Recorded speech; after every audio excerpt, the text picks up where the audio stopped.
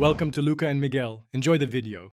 In this video, I will explain how to play Persona 4 Golden on Vita3K Android.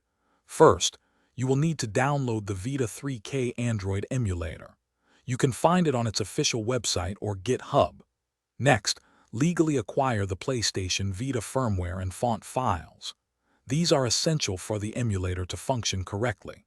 Finally, install the Vita3K application on your Android device and launch it to begin the setup process. Now, let's talk about getting the game itself. You'll need to acquire the Persona 4 Golden game file, typically in a compatible format like a VPK. It's crucial to ensure your game file comes from a legitimate source to support the creators. Once you have the file, transfer it to your Android device.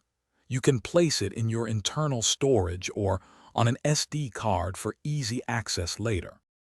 With Vita3K set up and your game file ready, it's time to install. Open the Vita3K application and navigate to the Install.vpk option. Select your Persona 4 Golden game file, and the emulator will begin the installation process. This might take a few minutes, so be patient. Once completed, you can find Persona 4 Golden in your game library. Simply tap on it to launch and start playing. To enhance your gaming experience, consider optimizing Vita3K settings. Adjust options like resolution and frame rate to find the best balance for your device. Also, ensure your Android device meets the minimum system requirements for the emulator to run smoothly.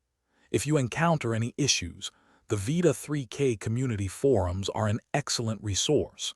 Many common problems have already been discussed, offering quick solutions to get you back to playing. Thanks for watching and please subscribe. It's the best investment you'll ever make.